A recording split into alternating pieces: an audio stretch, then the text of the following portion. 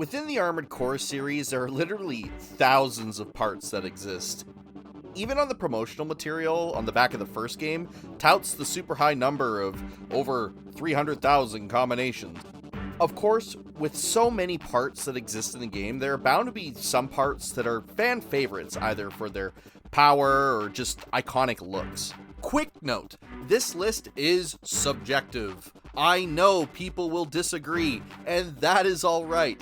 I would love to hear your guys' opinion on what is the most iconic. In today's list, we'll be breaking down 10 of the most iconic Armored Core parts from across the series. We'll do our best to get parts that aren't just weapons. We know those are already really popular, and the mechs themselves are usually much more influential to a design than just the weapons themselves. Starting us off at number 10 is the standard right arm mounted, low shot count bazooka. Present in pretty much every generation from 1 to 6, the bazooka has had a long and storied history. Usually the weapon of heavier biped, non-player ACs like the infamous Boss Savage in Armored Core 1 and the intro cutscene Selena from Armored Core 3. The bazooka's slow projectile and punishing damage across all generations makes it a solid choice for almost any AC pilot that can spare the weight. Usually on the right arm slot up till Gen 4, the bazooka started its humble beginnings in the Gen 1 days as a weapon that bets it all on one shot. This actually gave the bazooka a really cool niche of one-shotting MTs and having enough ammo to be a really efficient mission runner. And while the design has shifted slightly, the later you go down the timeline, it maintains its role as a weapon that is more effective at the closer ranges.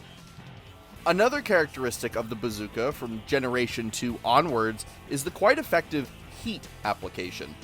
Unlike grenade weapons, bazookas actually have a moderately quick reload time compared to other high damage weapons, coupled with the fact that it's an effective weapon on the move.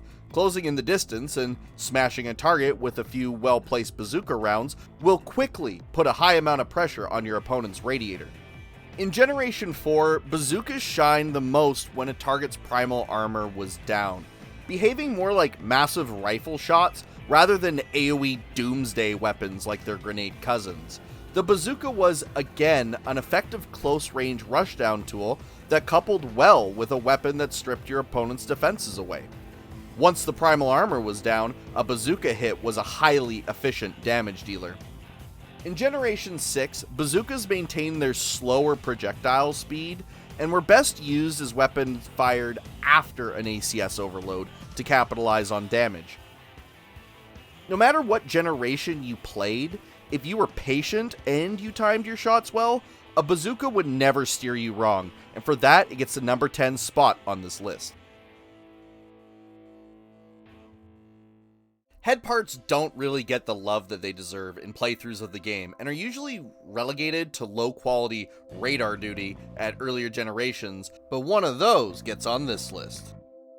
At number 9 is all iterations of the Sky Eye head part, including, but not limited to, the Melander C3 variant in Gen 6, Red Eye in Gen 1, and Night Eye in Gen 2. Usually a safe choice for any AC pilot, the Eye series of head part in the Armored Core games was typically a mid to late game part with an effective suite of electronics options. This most prevalently included a radar function, but almost always included a detailed map function and aesthetically a more detailed computer voice option. Depending on the game, the Eye series' main strength was its low weight and radar functions. It sometimes had a biosensor, but not much else in the case of E-War. Outside of the technical aspects, the Eye series of heads is a favorite of many top arena pilots, again, including Boss Savage from Armored Core 1, Ace, the A1 ranked pilot of Generation 3, Iguazu from Generation 6, and the cheekily named Hustler 2 from Generation 2. Most iconically though, the Sky Eye is featured in an Armored Core Nexus scene where Genobi enters a showdown with the player character, its glowing red eye visible in multiple angles of the cutscene and starkly stands out during combat with the pilot. The I series was also iconic enough to be the pre-order bonus for Armored Core 6 with the Melander C3, a testament to how iconic the single eye look of AC heads are in the series. I think it gives Nightfall a run for its money. Because of this iconic look, the Sky Eye series of heads gets our number 9 spot. Coming in at number 8 is the savior of all new players to the series. I know it helped me when I was young, and that is the various 1,000 shot machine guns that cover the entire game series. Now, machine guns are kind of in a weird spot on this list because of the fact that machine guns were changed heavily in Generation 3.5. It was determined that the machine guns of previous generations were way too strong, especially in close quarters combat, and forced FromSoft to implement a machine gun magazine system. This magazine system maintained the 1,000 shots of the machine gun, but you would have to reload every 40 to 70 rounds fired, and in the case of some other guns, every 20 to 25. This was because, due to the fact that the weapon never had to reload, the amount of pressure you could apply to an enemy AC was immense. Usually, no other weapon was needed, and to hammer home this point, the notoriously difficult AC Arena opponent, Exile, was the bane of many a Raven who underestimated the complete onslaught he was capable of bringing to the arena. Before the magazine size nerf, the 1,000 shot machine guns were the go-to weapon for many Ravens. Cheap overall ammunition costs, a highly flexible ammo count for mission running, and wide FCS lock area made the 1,000 shot machine gun's gun handling superb. For players whose tracking wasn't as strong as some other pilots, the forgiving targeting reticle made it good against almost any target.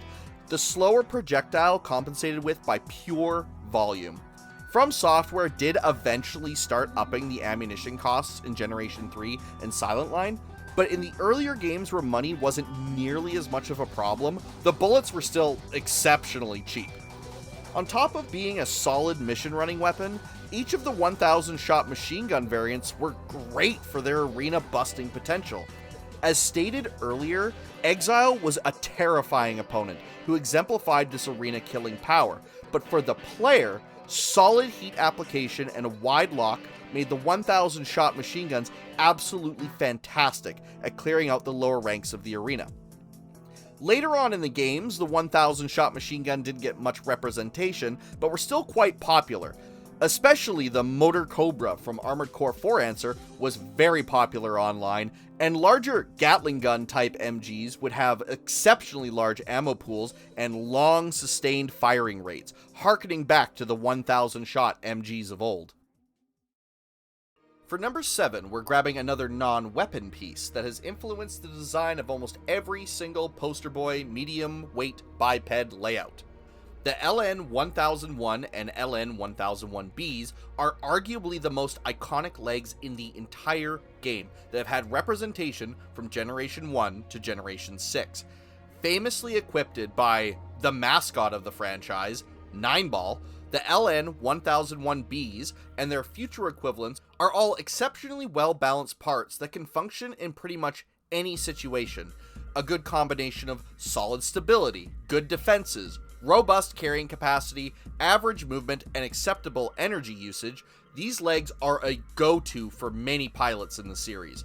Hampered, of course, by the fact that they cannot fire larger back weapons on the move, these legs are almost always equipped by a plus-enhanced NPC, whether that be Necron from Armored Core Project Phantasma, Nineball from Armored Core 1, Arcadia from Armored Core 3, or Anfang, who actually has his plus showing off in a cutscene. Trying to identify the exact model that the LN-1001s in later gens can be difficult, but again, the Melander C3 variant of medium bipedal legs seem to be the closest analog to the earlier generations, with balanced stats overall, without specializing into many other characteristics like energy defense or speed. In Generation 4, the legs are most closely represented by the Rosenthal series of LG Hogier parts, again offering a middling combination of balanced speed, load, and stability. It's difficult to say more about the legs themselves as they're just that, legs. Their ubiquity and recognizable shape is what lends them their iconic status, and the legs, especially humanoid bipedal leg types, can sometimes be lost to the wayside due to their consistent size and shape, so we'll give them the spotlight they deserve by gracing it with our number 7 spot. Number 6 is a weapon that died early on in the series of the game, then came back in an aggressive way in late Gen 3 and 3.5, and even made a cameo in the Generation 5 games. The Finger series of weapons is what happens when a developer decides to just throw balance to the wayside and say, let's see what happens. The Finger is a 5-barreled machine gun type weapon from the first generation Armored Core game, Armored Core Project Phantasma. The original incarnation of the weapon from Project Phantasma was absolutely ridiculous, holding an unmatched ammo capacity of 3,000 rounds, which to this day is the highest ammo count of a machine gun in Armored Core, and the fastest firing rate possible. If that wasn't enough, the weapon itself didn't just fire 1 bullet at a time, it fired 5. This ludicrous weapon was unlocked from defeating Necron, the number 1 ranked AC in the arena, and this weapon's legacy is legendary. It is tough to think of a weapon that could compare in sheer damage output to the Finger, even in its later generation nerfed versions. Although not too many famous ACs use it, Rimfire and Pinfire from Armored Core Last Raven is one of the most notable users, blasting away at people in his respective assassination mission. The Finger has been used by many a player, trivializing almost any fight in Project Phantasma, and is used to great effect in AC battles in Nexus, and even makes a cameo on the Armored Core 5 boss, Type D number 5, which has 2 very large sets of 5 heat cannons that mimic the shape and the use of the original Finger weapon, 4 generations later from its original inception. The Finger, of course, has some downsides. In all versions of the game post-Phantasma, which frankly didn't have any downsides short of range limitations, was its low ammo count, delegating it to either being a boss-killing, albeit amazing, only weapon, or all-in gambling weapon, where the pilot relies more on back weapons to save the potential of the Finger for a very powerful opponent. These downsides, however, did not diminish its reputation in the slightest, and it is still an absolute fan favorite to this very day. Halfway down the list now, for our 5th entry in this video, I really wanted to talk about the iconic gun in the front core that was present in many of the Armored Core games, but especially generations 1, 3, and 3.5. The iconic core, the XCA-00 from first generation, set the tone for all future core designs moving forward from it, and has received some sort of similar iteration in almost every game. This piece of history is quite literally what the series is named after. It is Armored Core, after all. Each of these designs features a very prominent chest-mounted machine gun of ambiguous use, although it is theorized to be used more so for small arms engagement and non-mech interception maneuvers, for example, missile interception. The iconic core has had multiple changes to its functionality as well, without changing its appearance. Capable of overboosting in both Generation 2 and 3, it foregoed this feature in Generation 3.5 for the newly introduced Hanger feature, allowing a pilot who purged a weapon to replace it with a much smaller but often still potent secondary armament. It almost universally wasn't the best choice for players in the series, but was used by almost every player at least once, seeing as how it was the starting core part for all beginning ACs in Generation 3. Generation 4 put a small homage to the part with its quite boxy for the gen Lancel series of parts by Rosenthal, but like the LN 1001s earlier in a previous entry, can have some plausible deniability for its actual design inspiration. Generation 4 was certainly the most unique and round in terms of part design. But this core, this centerpiece of the franchise, is why we are giving it the number 5 spot, and the XCA-00 lives on in all of our hearts.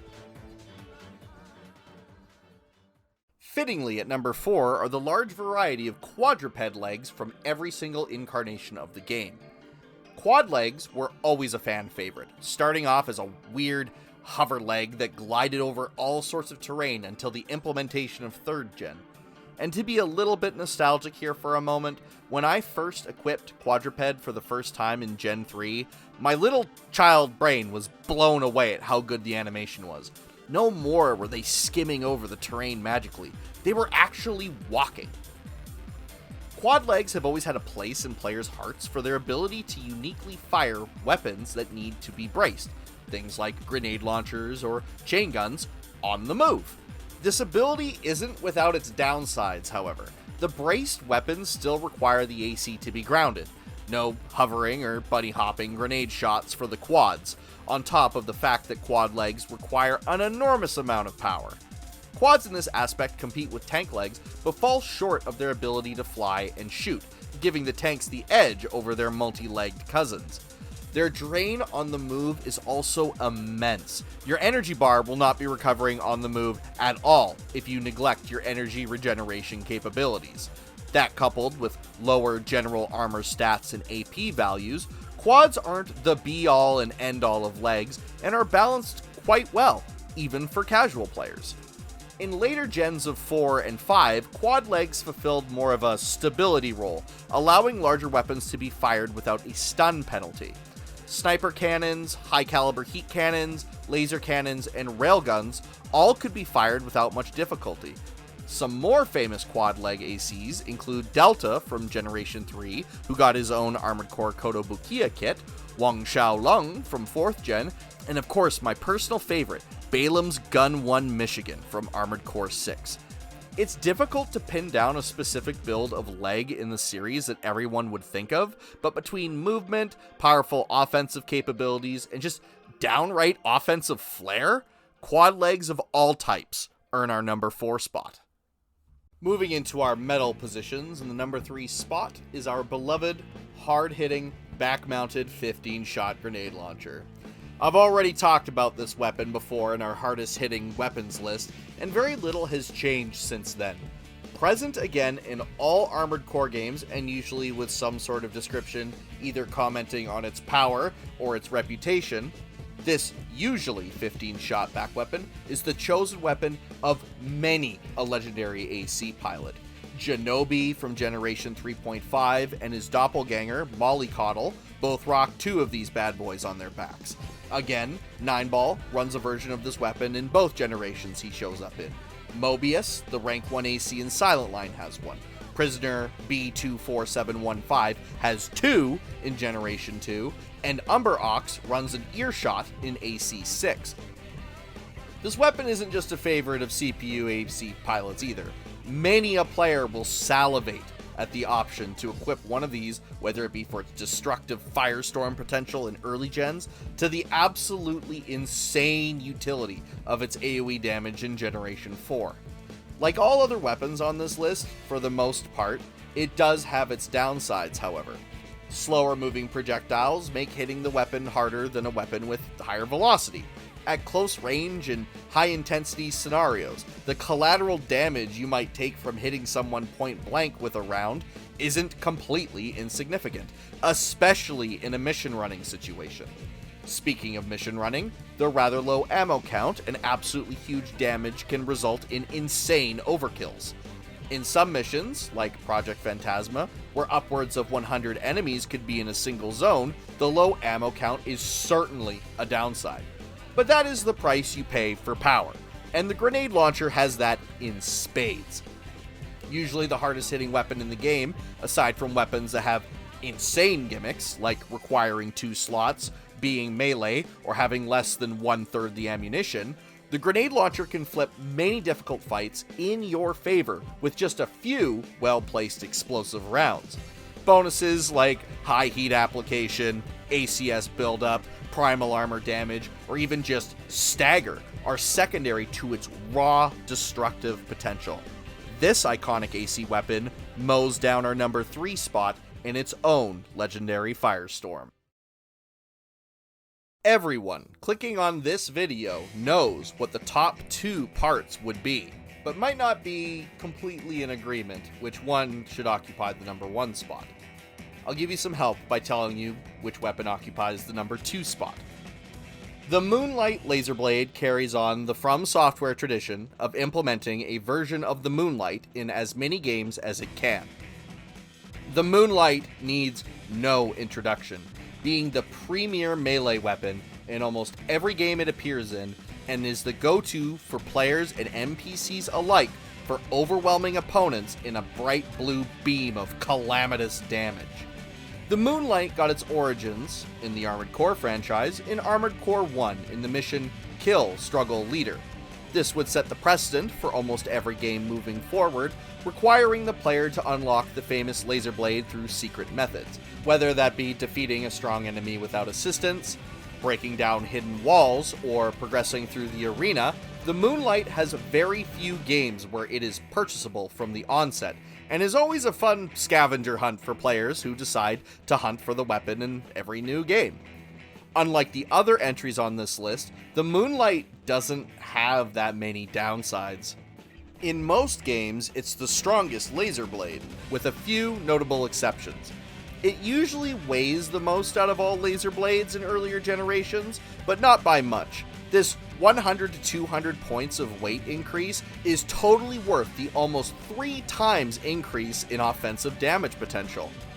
In later generations, the developers started experimenting more with the Moonlight, giving it different functionality, including 3 different variants in 5th gen. Notable AC users of the Moonlight include Ares, the Generation 2 Ninebreaker, Necron, the top-ranked ace from Project Phantasma, Ace, the top-ranked Raven in AC3, Exile, the terrifying arena sandbagger who resorts to using it if you somehow survive his 1000 machine gun onslaught, and of course Oracle, the poster boy of Nexus and Last Raven. Its gold-colored shell contrasting beautifully with his blue-white AC pattern. Mirage really cooked with this one. It's tough to even really think of any downsides for this weapon, and that is why it is by far one of the most beloved weapons in Armored Core, but it is outclassed by one other weapon, and by this point, I'm sure you know what it is. Coming in at number 1 is the most iconic weapon in the Armored Core franchise, the Karasawa. Named after the original producer of the original Armored Core series, Yasuyoshi Karasawa, the Karasawa's unique shape is recognizable to any player of the series at just a glance. Its oversized bulk, limiting usage with some other parts, and its distinctive Y shape strikes fear in pilots that face it online or offline. Before we go into specifics, the reason that the Karasawa occupies the number 1 slot and not the previous entry, the Moonlight, is that the Karasawa is very firmly an Armored Core staple. I'm not saying that the Karasawa is better or stronger than the Moonlight. Depending on the playstyle, you might prefer one over the other, or even both. But the Karasawa only appears in Armored Core games, and this is an Armored Core list.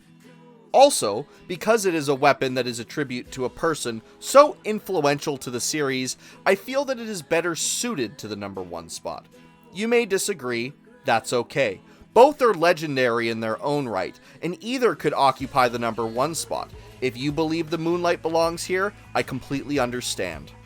A laser weapon, sometimes classified as a high laser weapon or a plasma weapon in every incarnation of the game, the Karasawa has always been an exceptionally hard-hitting armament, capable of trivializing most content in the series.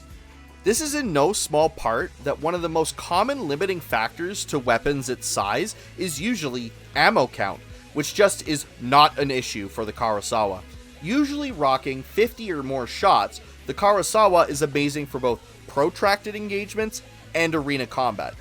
The Karasawa does have its downsides, however, including the elephant in the room that is its weight penalty.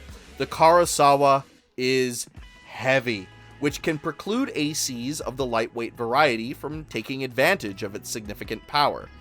Builds can, of course, compensate for this by building around the weapon, and the weapon is more than powerful enough to make up for the lack of other armaments on the AC. The other major downside is usually its firing energy drain. The Karasawa is a big laser rifle with big energy costs, which of course results in big damage. And those large energy costs can result in many pilots overplaying their hand and bottoming out their energy reserves. In later generations of the game, including generations 5 and 6, the Karasawa became more of a charging-based weapon, with both an instant firing mode and a crushing charged mode. Famous ACs include Chief, the main antagonist of Armored Core 5, Ares, once again from Armored Core 2, and the exceptionally popular Jacko from Armored Core Nexus and Last Raven. We could continue talking about the legacy of the Karasawa or Moonlight to fill another 2 or 3 videos, but for now, on this list, we will leave it as is, and the Karasawa laser rifle occupies the top spot in this video. That concludes our catalog of the 10 most iconic Armored Core parts. I'm sure that my earlier generation bias shows off in this one, but I would love to hear what later gen or early gen parts you think are the most iconic. Perhaps the white glint set is what got you into Armored Core. I'd love to hear it. And always, I'll see you next time, Ravens.